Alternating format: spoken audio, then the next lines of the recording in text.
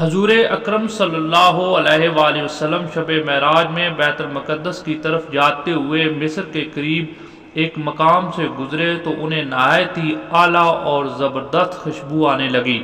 آپ صلی اللہ علیہ وآلہ وسلم نے حضرت جبرائیل علیہ السلام سے پوچھا کہ یہ خوشبو کیسی ہے؟ جواب ملا کہ فرعون کی بیٹی کی باندی مشاطہ اور اس کی اولاد کی قبر سے آ رہی ہے۔ پھر حضرت جبرائیل علیہ السلام نے اس کا قصہ بیان کیا کہ مشاطہ فرعون کی بیٹی کی خادمہ تھی اور وہ خفیہ طور پر اسلام لا چکی تھی۔ ایک دن فرعون کی لڑکی کو کنگھی کرتے ہوئے اس کے ہاتھ سے اتفاقاً کنگھی گر پڑی۔ وہ اٹھانے لگی تو اس کی زبان سے بے ساختہ بسم اللہ نکل گیا۔ اس پر شہزادی نے کہا کہ تو نے آج عجیب کلمہ بولا، رب تو میرے باپ فرعون ہی ہے، تو پھر تم نے یہ کس کا نام لیا ہے؟ اس نے جواب دیا، فرعون رب نہیں ہے بلکہ رب وہ اللہ ہے جو مجھے اور تجھے اور خود فرعون کو روزی دیتا ہے۔ شہزادی نے کہا، اچھا تو میرے باپ کے سوا کسی اور کو رب مانتی ہے؟ اس نے جواب دیا، ہاں ہاں، میرا، تیرا اور تیرے باپ سب کا رب اللہ تعالیٰ ہی ہے۔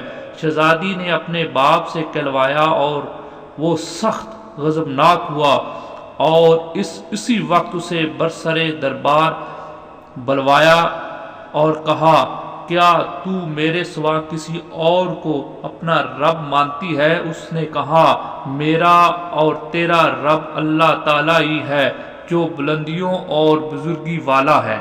فرعون نے اسی وقت حکم دیا کہ تانبے کی جو گائے بنی ہوئی ہے اس کو خوب تپایا جائے اور جب بالکل آگ جیسی ہو جائے تو اس کے بچوں کو ایک ایک کر کے اس میں ڈال دیا جائے، آخر میں خود اسے بھی اسی میں ڈال دیا جائے۔ چنانچہ وہ گرم کی گئی، جب آگ جیسی ہو گئی تو حکم دیا کہ اس کے بچے کو ایک ایک کر کے اس میں ڈالنا شروع کرو۔